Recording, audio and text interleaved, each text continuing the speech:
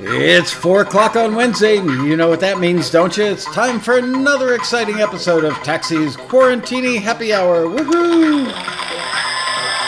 Yeah, baby. And thank you, fake band. Thank you, fake audience. Guys just missed a special guest appearance by Mrs. Lasco. She came down at 4 o'clock sharp and said, "Have you started yet?" So she just grabbed a drink and scurried back upstairs. Hello, everybody. Hello, John Pearson, Dan Weber, Darren Moss, Martin Gravel, Akira Canyon, Nancy Kalel, Alex Dillon, Michael McGraw, Darren Fletcher, Edmund Red, Keith LuBrant, Giovanni Lanza, I love that name, Spring Lavelle, Riffs That Rule. Hi guys, how are you? Boy, it's Wednesday already. Hello, Lou Lewis. Can't believe it. The week it's hump day. Too bad the rabbits aren't in the backyard doing what comes naturally. Hello, Liz. Hello, Cass. Hello, Rick. Okay. So, I've got something I want to play for you today. No rabbits in the backyard today. Yesterday was exciting enough. Hello, Debbie Ward. About, I don't know, I guess a week, 2 weeks ago, I reached out. Hello, Mr. Rayhill. I reached out to Keith LuBrant and told him that I want to have an opening for the Road Rally segments when we do the Road Rally online, which isn't official yet, but it's pretty official. And so I sent him some reference ideas and said, see what you can come up with. And like hours later, he sends me back 4 different versions of a thing. I will tell you, hello, Darren Fletcher, that the rabbit smoking, I love it. Hello, Richard Carr, how are you? So he sent me back 4 different versions, and they're all really good. They're really just roughs. They're sketches. They will undergo some changes as far as timings and things like that. But I'm sure Keith would want me to tell you that they're just roughs. They're just sketches. And it was just a quickie mix. But I want to play those for you in a couple of minutes. And honestly, among the 4, I can't come up with a winner. Some days I like number 1. Some days I like number 3.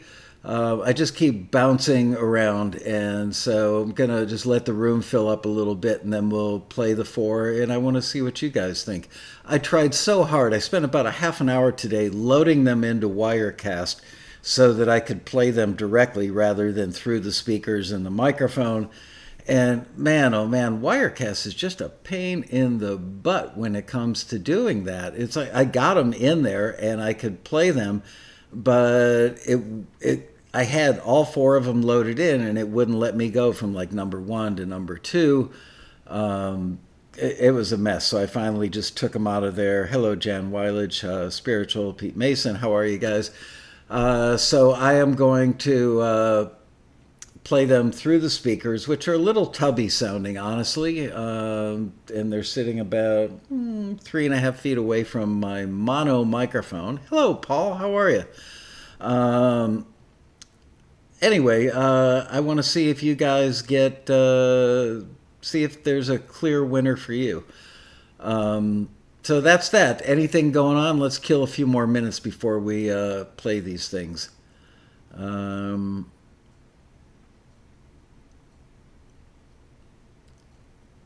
How long does a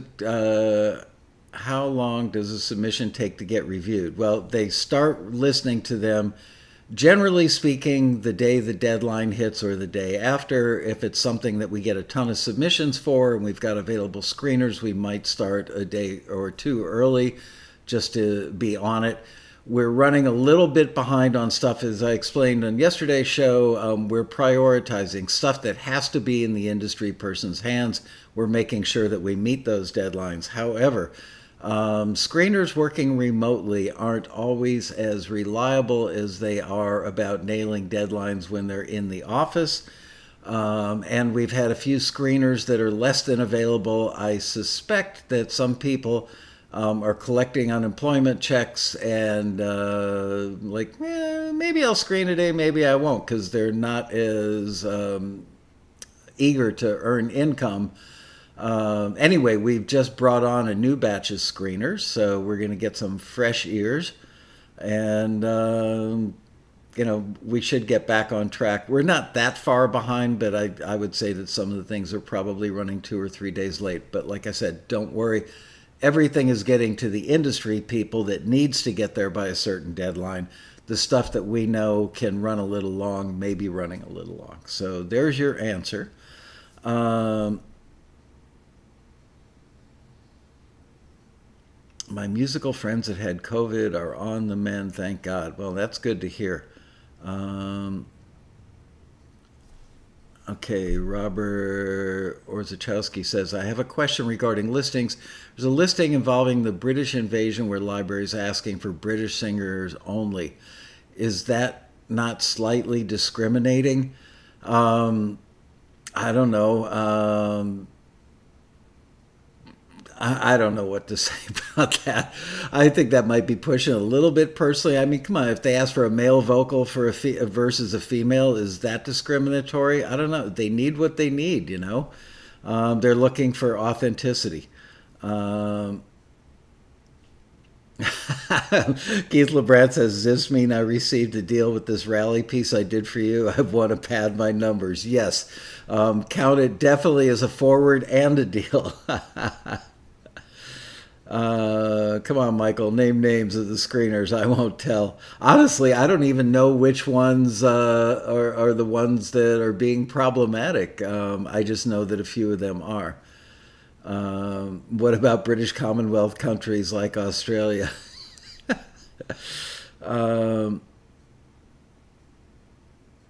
Cass says, seriously, piano discrimination is the rampage. In Europe, in film, they often have stipulation to use people from specific countries to get government grants. Yeah, same thing is true with Canadian content sometimes. Honestly, when I saw that request, I get it. Look, sometimes when people want vintage music, they want stuff that's authentically vintage. Could you call that age discrimination? I don't know. Well, it's not. It's the age of the track, not necessarily the age of the person who created it. But they want what they want. Yeah, Pete Mason says most English singers try to sound American. I don't know. I personally don't think it's discriminatory. Darren Moss wants to know, what mics would you recommend to record rock pop vocals? Also, is the Apollo Twin a good mic preamp, or do you ideally need a separate preamp? No, actually, the Apollo stuff sounds great. The Apollo Twin is awesome. I would call that a relatively low cost but high end sounding piece of gear. You did good.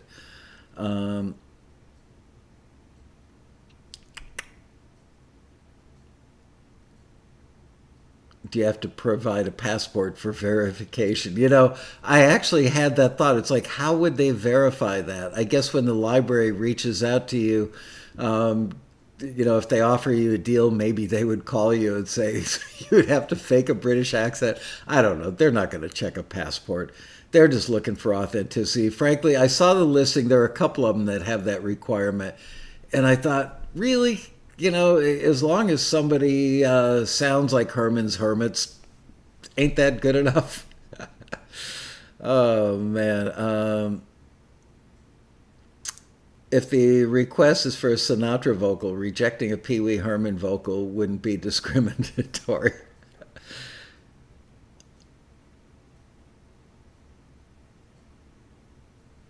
Ian Shortle says, like in the film industry, if they need a tall male actor, can they not cast a short female? It's not discrimination. What mics would I recommend for pop rock vocals? It all depends on the song and your voice. Honestly, I mean, this little Audio Technica USB mic I've got, whoops, there's a rabbit in the backyard. So far, it's flying solo. I don't know, any of the, like $200 large capsule condenser mics that are probably made in China. I have heard from many of my friends who've gotten mics that were manufactured in China. Now I'm being discriminatory. That they're hit or miss. That sometimes you get one that sounds great, sometimes you get one that doesn't. I know that when Shirelli owned Gage, and they were making the Gage ECM 87, which I believe you could still get at gageusa.com, I believe. Somebody bought the company from Rob about 2.5 years ago, I think. And you can still get the Gage ECM 87, which is a really good, inexpensive mic. When Rob owned the company, and this may still be true today, they would literally take every single microphone out of the box, plug it in, and listen to it on an acoustic guitar and a vocal, and I think jangling keys in front of it, and listen to it and go, yep, that one sounds good. And they had a deal. They actually paid more wholesale for those microphones because they cut a deal with the manufacturer that anything that didn't meet their ear check got sent back. So you knew if you were buying a Gage mic that a human being actually listened to it and it sounded good. I know that a lot of people love the Gage 87s. I mean, back at the Road Rally, I think he was selling them for like $79 or $99. That was a lot of microphone for a little bit of money, and I know that many, many, many taxi members have it and love it. So maybe go check out Gage USA and see how much they are now. I know that they're not selling them, at least last time I looked, which is probably a year ago. They weren't as inexpensive as Rob would sell them at the Road Rally. But as you know, Shirelli is an extremely generous guy that, I mean, the deals he gave taxi members on those microphones, everything in the Gage line. They had a KM84 knockoff.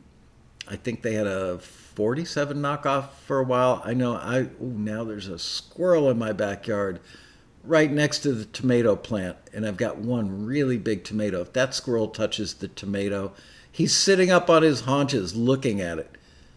If I jump up and run away, you're going to know where I went. Liz, turn off your turn off your speakers. You don't want to turn off everything. Liz is an animal lover, and she would be very upset with me if I went out there and took out that squirrel. Let's see. It is the wild kingdom over there. I'm telling you, lizards, man, there is like an overpopulation of lizards, and I like the lizards because they eat bugs. Perlman mics, those sound good.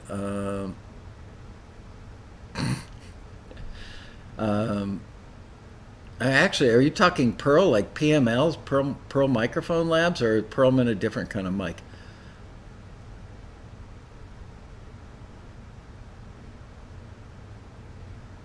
Squirrel lives matter.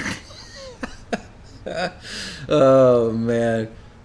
I should probably just start shutting the curtains again and not look in the backyard. It's torture for me. I'm not familiar with the Sennheiser E825S. Whoa. Ooh, let me turn off my email, which is now going through my speakers. Probably the people at PETA sending me an email. We heard you're pissed off at a squirrel. Sorry, PETA people. Has anybody used the Rode NTK? No, but I have heard really good things about them.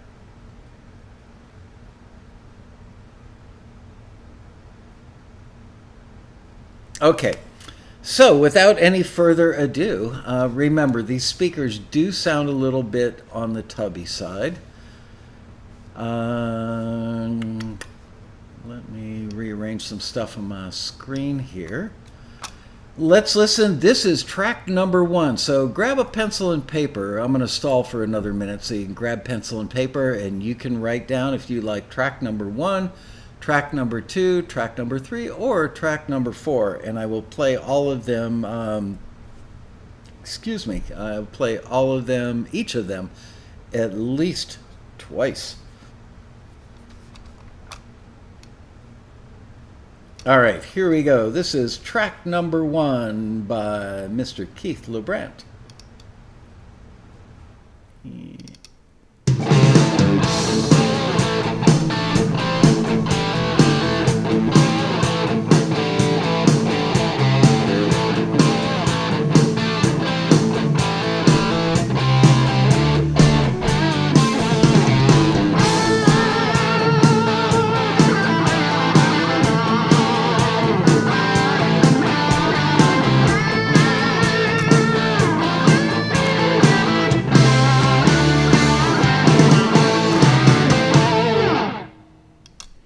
Yeah, baby. So remember, this is going to be variations of this. We'll have like a 2-second, a 5-second, a 15-second, a 30-second, and maybe even like a minute or a 2-minute thing. But primarily, this will be used for like show opens when we do segments on the road rally.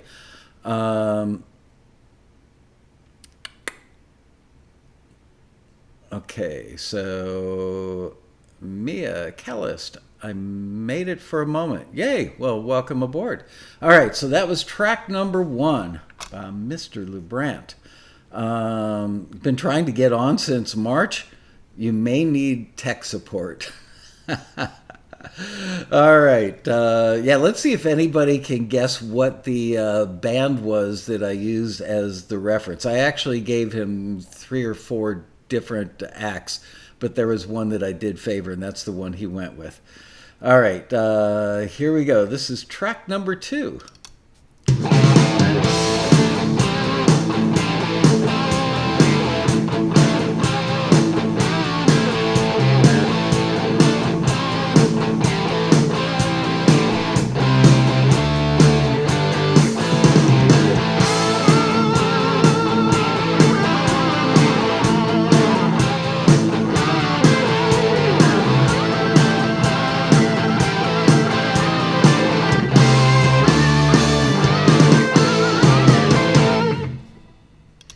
That was track number 2. And those of you who are guessing ZZ Top, you are so right.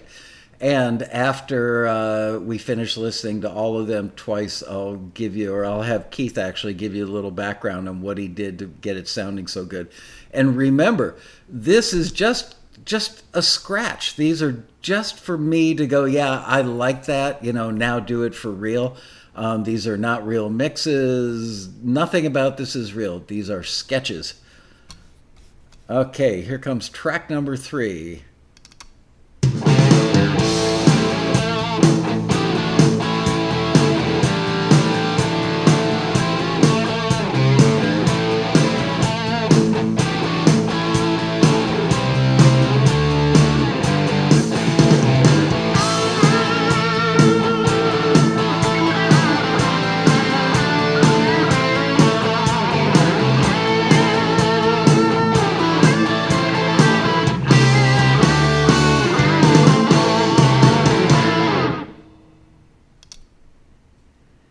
All right, that was track number 3, and without any further delay, this is track number 4.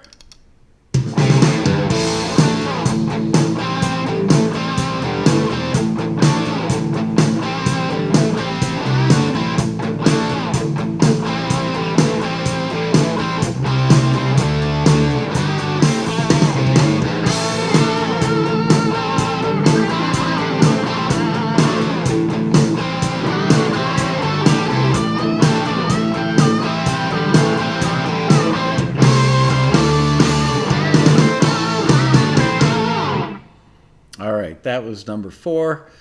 For those of you who are late, what we're doing is I asked Keith LuBrant to come up with some ideas. I gave him some references, asked him to come up with something that would work as a show opener.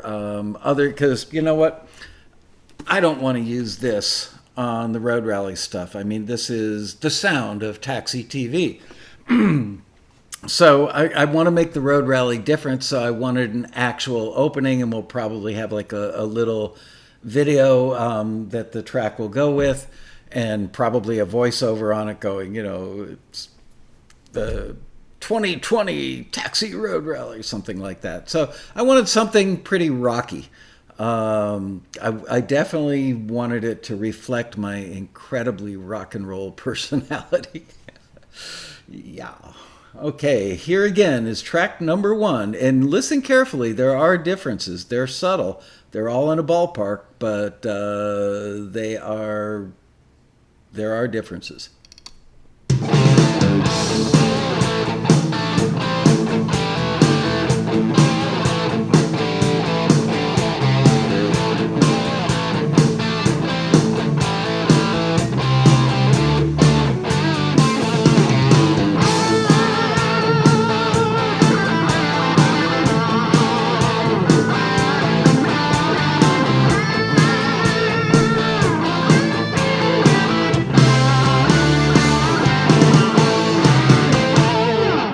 Here's number 2.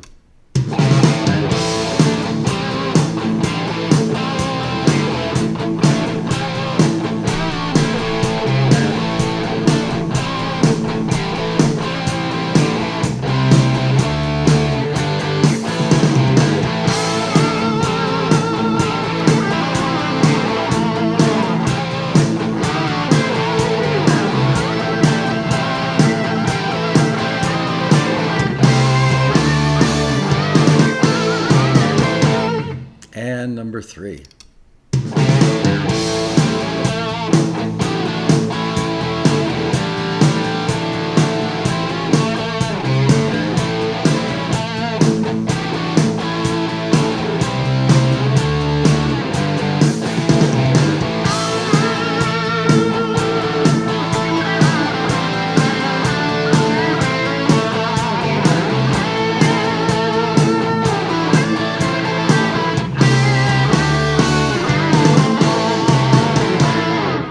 And number 4.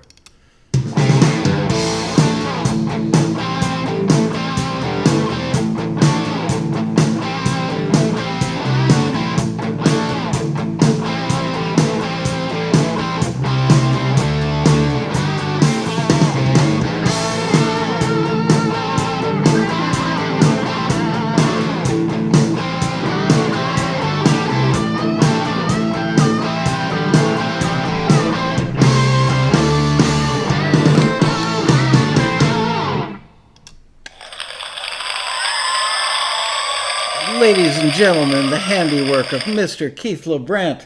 So, comments about, the snare's too loud or the bass isn't this. None of that matters. These are literally sketches and just quickie board mixes that he did.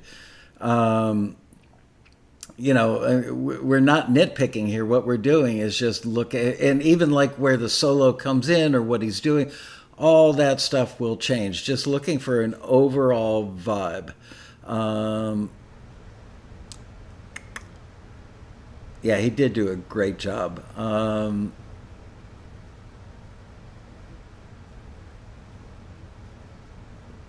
Boy, I gotta say, not a lot of consensus. I think you guys are having the same problems that I had.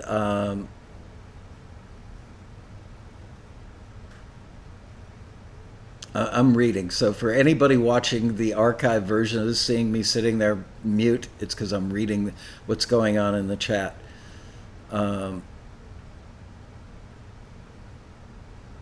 Dave Merkel says, my choices are 1, 1, and 1.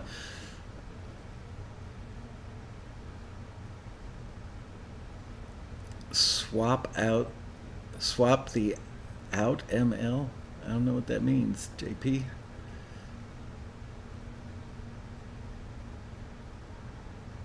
Swap them out. Oh, you mean use different ones for different things? Yeah, ultimately we are going to have variations of this,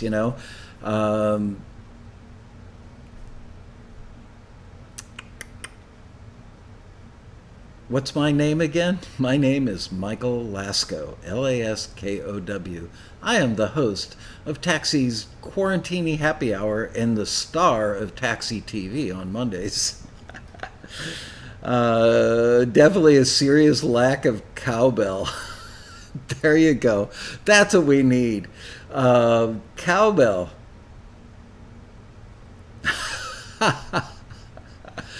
It seems like 1 and 3 are getting the most votes. Well, okay, now that we're seeing noted, Keith says about the cowbell.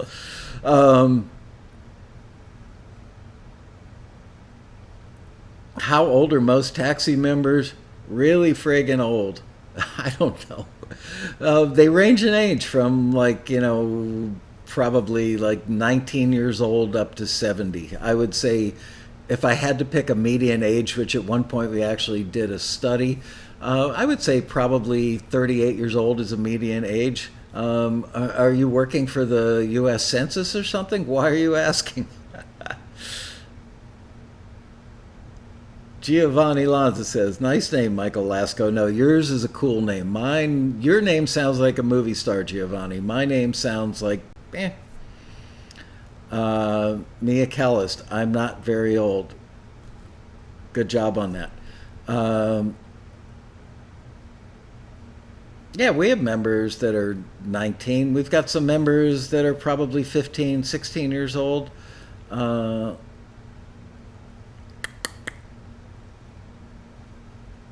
Granny rock, depends on the music as to what age you're given at the moment. Oh,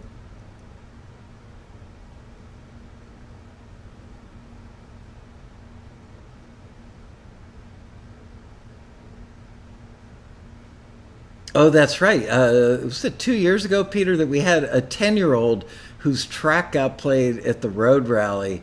It was like a electronic thing, I think, that was probably built on a loop or something. All I remember is the audience went crazy. And it was a 10-year-old kid. I had him stand up on his chair, to acknowledge him in front of like 1,000 people in the ballroom. And then some of the A&R people on the panel doing the listening said, come on up here, young man.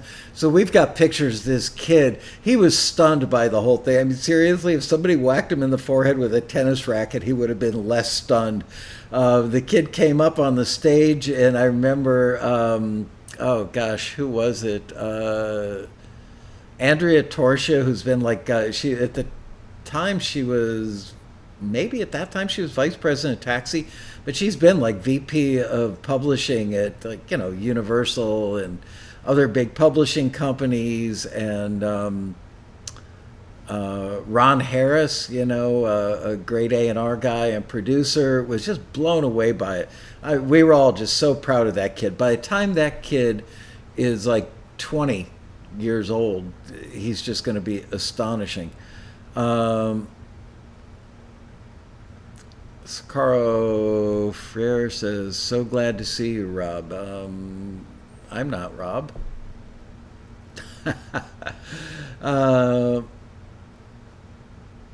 Yeah, the kid did stand on his chair. I asked him to, so he could be seen.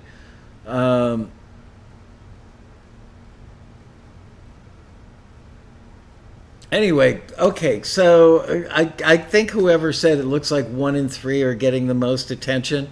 And here, I'm going to get myself back up on the screen. Do we need to hear it one more time? Actually, you know what? Hey, Keith, how about... Where's my phone? How about if I call you, Keith, and you tell everybody on the phone what you did to get the guitar sounds and stuff? Probably ruining LuBrant's dinner here. Recents.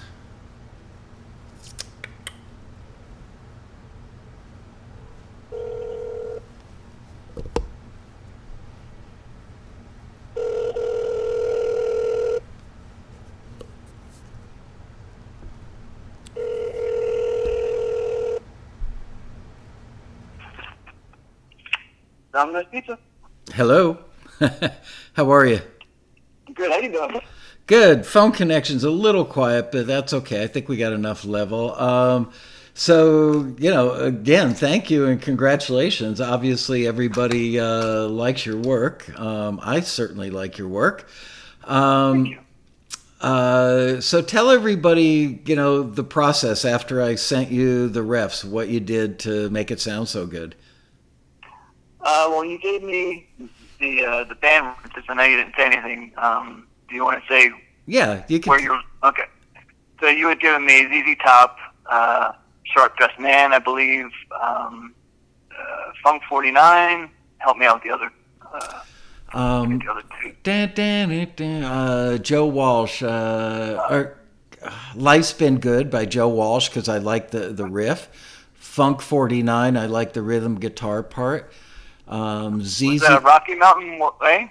Rocky Mountain Way, was that one? No, I don't think so. That one would have been too slow. I can't remember what the fourth one was.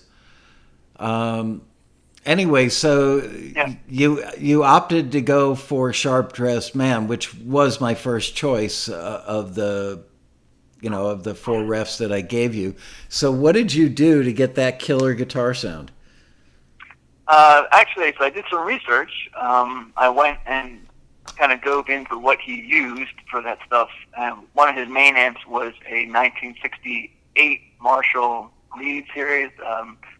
So I have a Kemper profiler, and so I got a profile of a 68 Plexi, and it sounded great. And one of his guitars, he uses Pearly Gates pickups, and I have a Strat with Pearly Gates in it. So I was like, all right, let me use that then. And pretty much dialed it. I mean, like I told you, I use a little bit more gain than what the reference had, but I thought it came out pretty cool.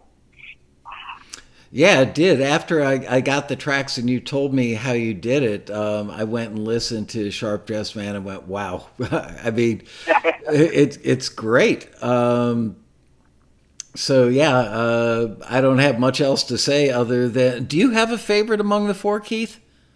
I do. Which one? My number one. That's why I named it number one. Dun, dun, dun.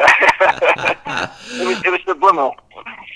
I actually, I've been vacillating. I like the harmony thing in track 3, but I kept coming back to number 1 over and over again because it's just simple, direct to the point, and it accomplishes the vibe that I'm looking for to open the show with. I just want it to feel kind of rock and roll.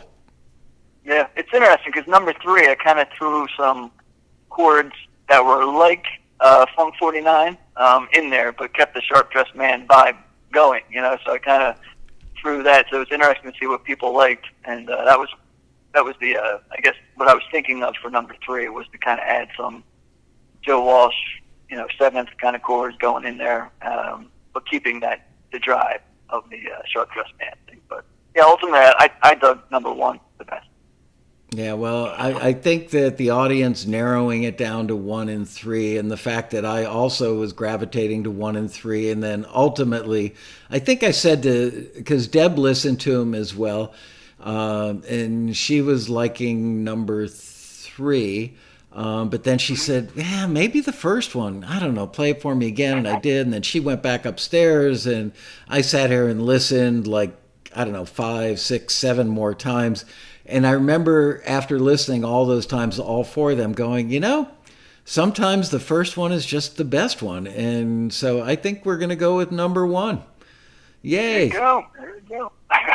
It's funny. Martin Gravel just said in the chat, the balance and mix is so good in the first one. I mean, really, it's Keith is like, these are just roughs. They're just ideas. And I mean, I could use it as it sits right now. So your roughs may be better than some people's final mixes. But you know what? Simple makes it easy, right? To get a good balance.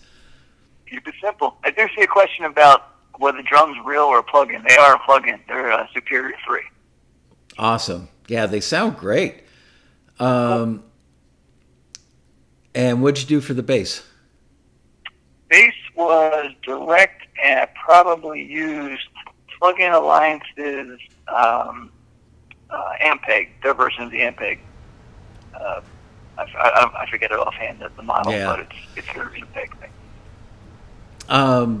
I may have mentioned this before on the show, but speaking of Ampeg bass amps, many years ago when I worked in New York, I worked at a place called Howard Schwartz Recording, which was at the time the preeminent audio post-production facility probably anywhere on the planet. And we also had a room that I worked in. I would say the majority of my work was done in Studio West, which is, at the time that I got there, they had 4 studios. When I left, they had 7. I think eventually they had like 11 studios under one roof. But in one of the voiceover rooms, there was an Ampeg bass amp pushed into a corner and hidden behind a couple of gobos.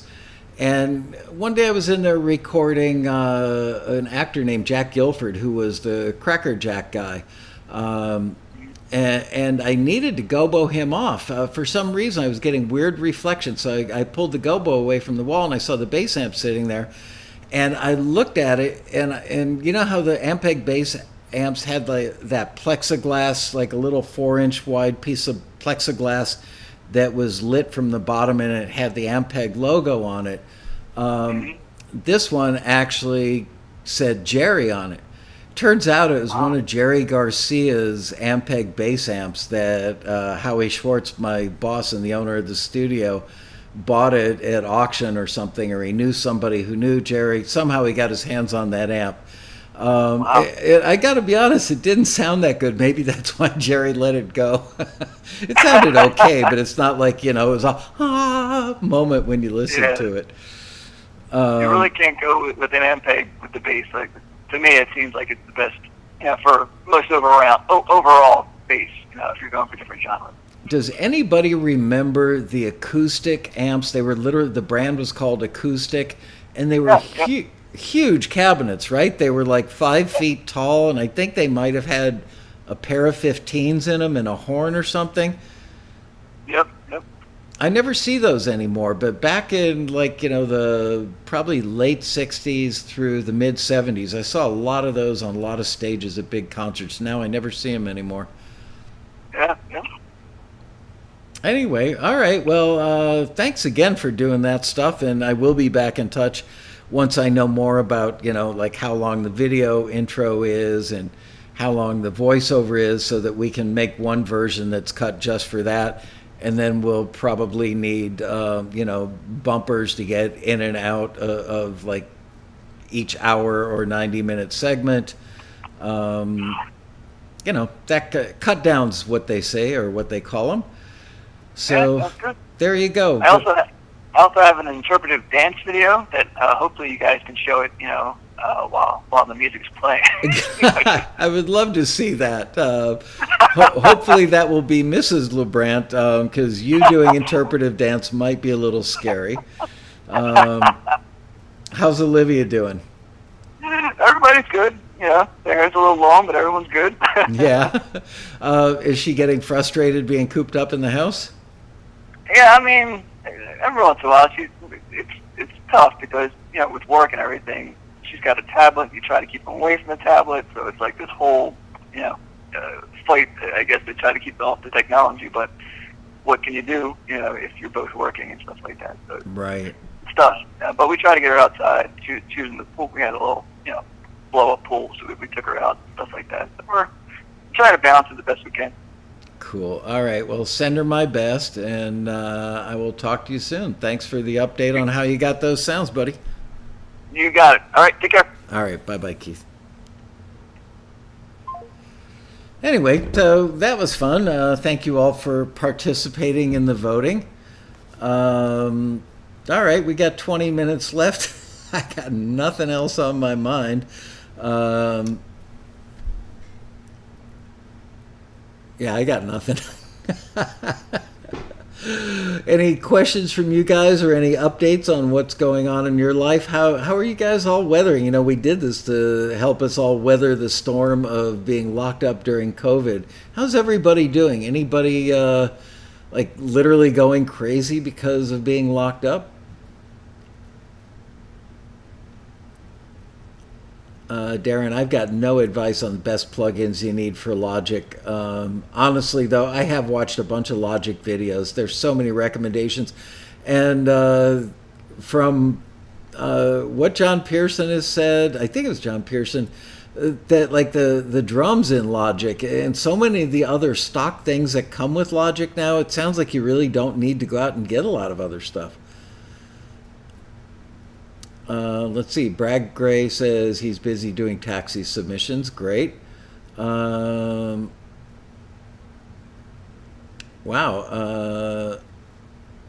Cass McKenty said he used to use the GK800 through 2 Voice of the Theater cabinets with the single 15s in them. Voice of the Theaters, I remember those. Squirrels and rabbits are good. The squirrel took off, is no longer bothering my plant. The solo rabbit went down a hole or something. He's gone. Martin Gravel agrees with JP that the stock plugins in Logic are great. Richard Carr says he was already crazy, so the COVID situation hasn't affected him, but he did join Taxi this time. Yay! Or during this period. Ian Shortle worked from home before this, so this is no real difference, just going for walks a lot. Yeah, I got to start good. Deb and I were going for walks like 4 or 5 nights a week, but the last few nights I haven't gone out. But tonight I will after dinner, burn off some calories. Yeah, the tomato appears to still be there. Let's see. Pete Mason says, spent all winter locked up, all summer now with heat, bugs, and COVID. Looking forward to the fall so I can go outside. Yeah, it is going to be. It's already like Caddyshack. You should see all the holes in my yard from places where I put the gopher traps in. Yeah, no hawks today or eagles. What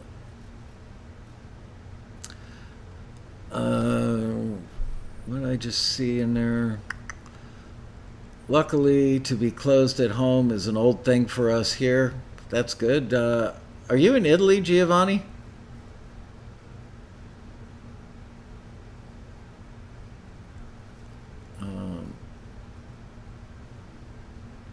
Can you monetize a song with pirate plugins?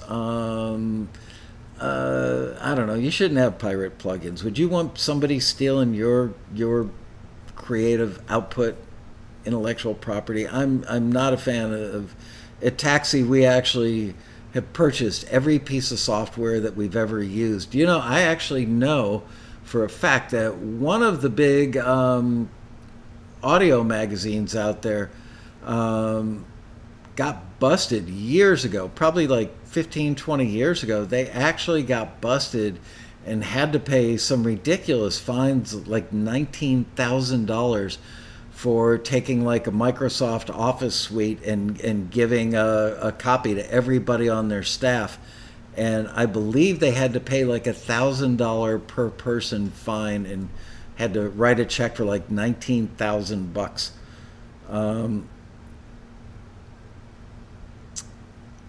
Invite Bill Murray over. He knows how to handle gophers. I would love to invite Bill Murray over. He's one of my favorite actors. I'd love to hang out with that guy.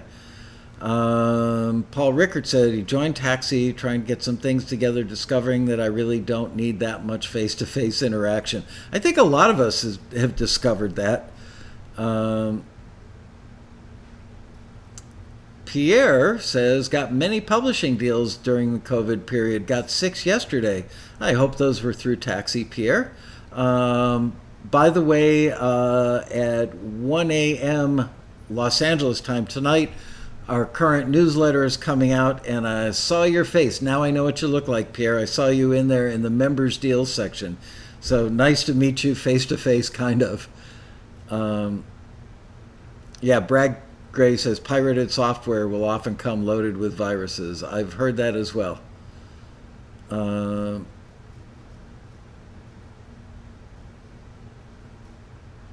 Jan Weilage, been busy making music for Taxi submissions and making karaoke type background music for church hymns. Cool.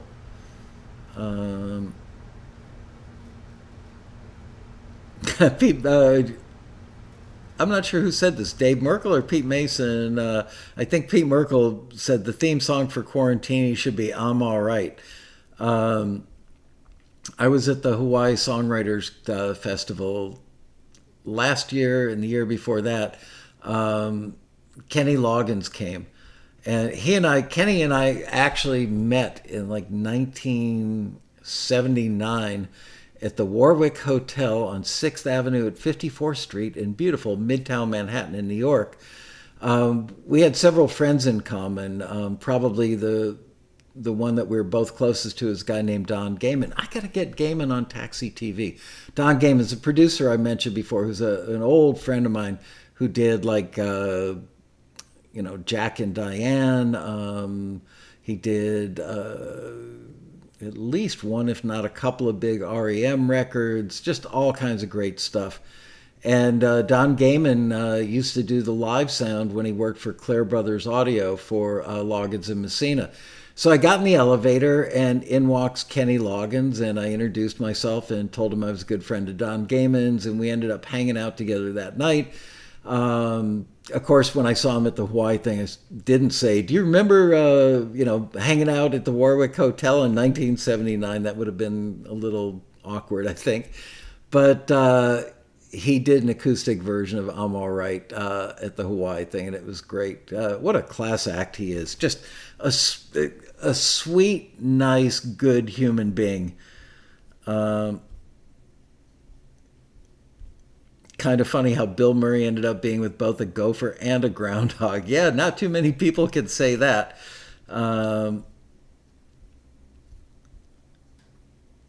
Richard Carr's getting his business side together. PRO, Sound Exchange, Sound Trust, HFA, etc. Boy, what a pain in the butt it is. Isn't it that you have to go to all these different places to get paid for different things? How did that happen? Edmund Red, I've been doing live broadcasts, music production, writing and composing 3 times a week. Nice. Good to hear that. Daft Punk. I love Daft Punk. Got one forward. Pierre says he got one forward from Taxi's library. They keep asking for more stuff. They've already got 6 and asking for some more. Great. That's the way you want it to go. Good job on that.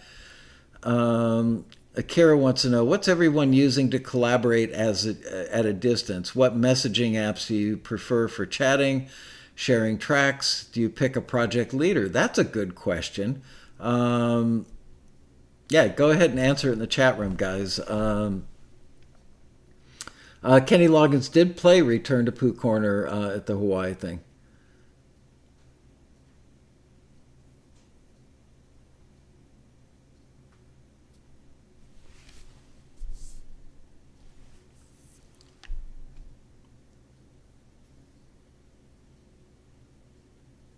Akira Canyon Cast says use text, email, and Dropbox. Ken Bearden says I should get my DAW, see how hard this is to meet the industry standard.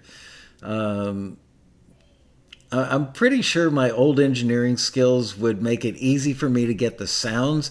Getting familiar with the workflow and not having things like actual outboard, although I'm really excited about using plugins. I would miss having a patch bay. I'm one of those guys that loved having patch cables around my neck and doing really interesting patches and calling my assistant over and saying, so you see why I did this and then that and then took it over there. I love teaching people that work with me. I really do.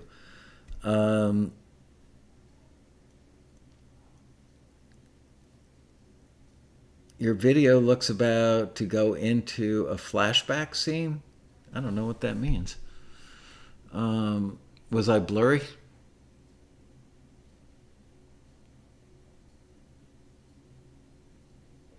Midnight Rum Orchestra. See everybody. Time to get back to the studio. Adios. Zoom video calls to telephone. Nice to see and connect with everybody. I agree. The staff and I have been using WhatsApp. When one of my daughters moved abroad about 5 or 6 years ago, we installed WhatsApp on all of our phones. The cool thing about WhatsApp is all in the same app. I don't even know how they make money. I want to say Google bought it, but there's no advertising on it. I don't know how they monetize it because it's free.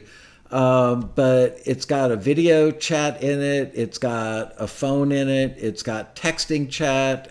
It's got a good array of emojis, which I'm sure my daughters would tell you that I overuse.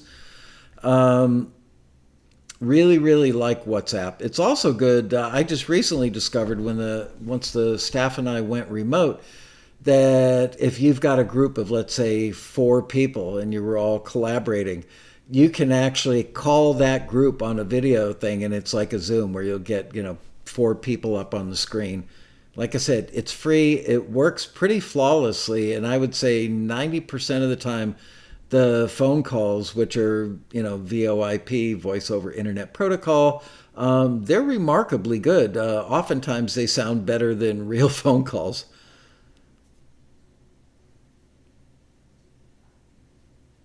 Jan Weilage using Zoom and WhatsApp. Yep, I love WhatsApp. Ian Shortle says he loves WhatsApp is awesome. The video chat is better than Skype. Absolutely. I've used Skype now for about 5 or 6 years as well for business purposes. I don't love it.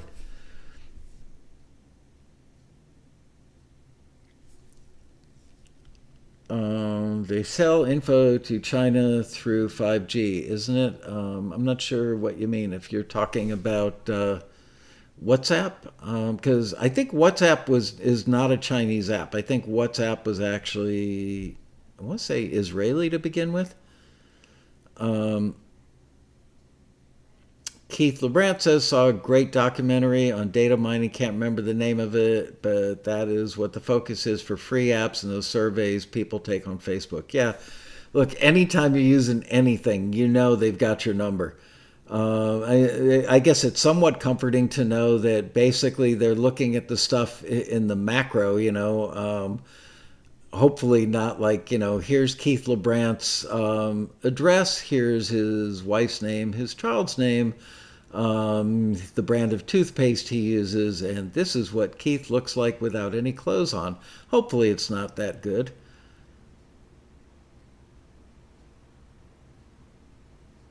Yeah, I haven't tried Discord yet.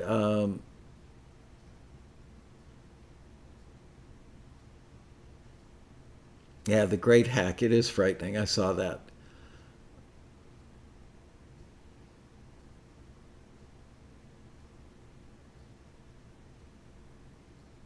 I'm gonna have to check out Discord. It keeps popping up into my reality. Um, Sakaro, I don't know how to pronounce your last name. I'm sorry to say. Frere? Free, I can't pronounce it. Someone want to co-write with a video call. The best way to get that together, honestly, Sakaro, is go to forums with an S, forums.taxi.com, and there's a section called Collaboration Corner.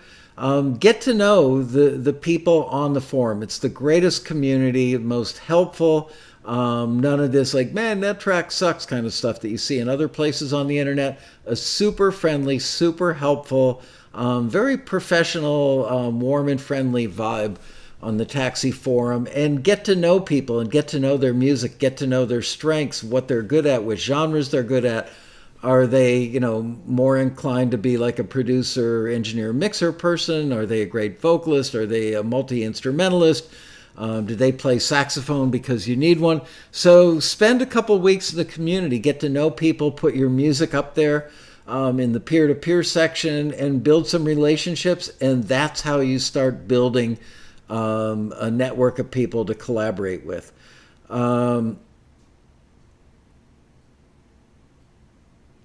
Keith says they normally look at macro, but they already have noted how many emojis you use, Michael. Oh man, I've got one emoji that somebody gave me early during the Corona period, which is a hand in a blue rubber glove doing this. The staff would be the first to tell you that I've overused that one. It's lost its charm at this point.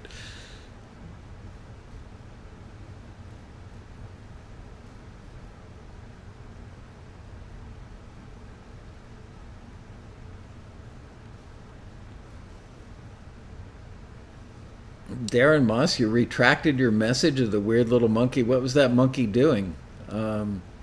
Was it doing what monkeys often do at the zoo? Was it throwing fecal matter. Giovanni Lanza says, stay home.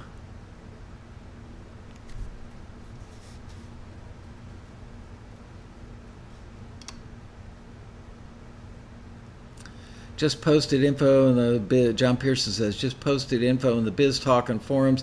If you have placements, you may want to check it out. An extra revenue stream. That's good to know. There's an emoji with a face mask. How appropriate.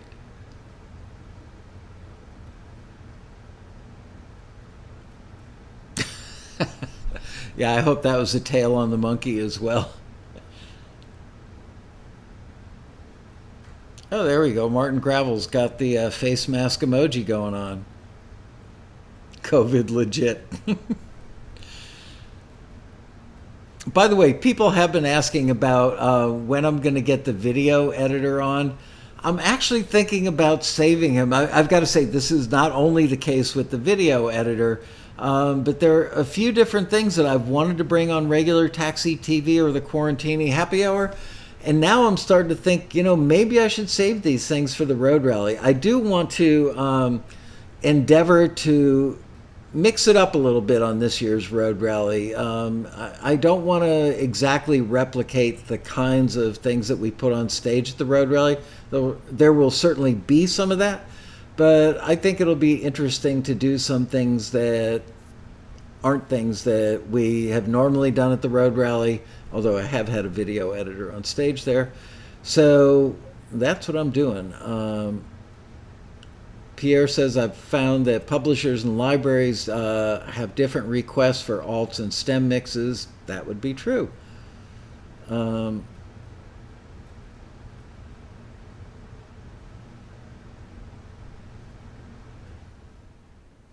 John Pearson agrees, says they're all over the place. Yeah, every library, and you know what dictates, I think, what the libraries require from you guys as far as like stems or alt mixes?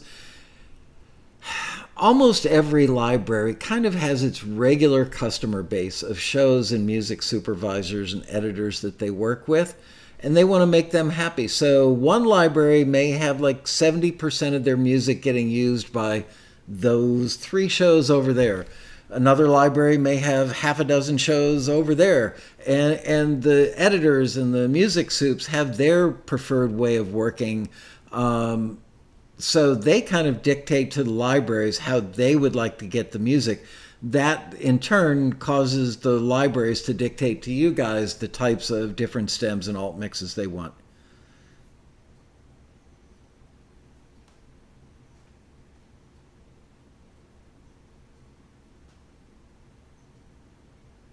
Yep, they format for their biggest money makers. Yeah, like I always say, if a lady walks into the shoe store and requires or requests a 7.5, size 7.5B pump with a 3.5-inch heel in beige, give it to her. Make the sale.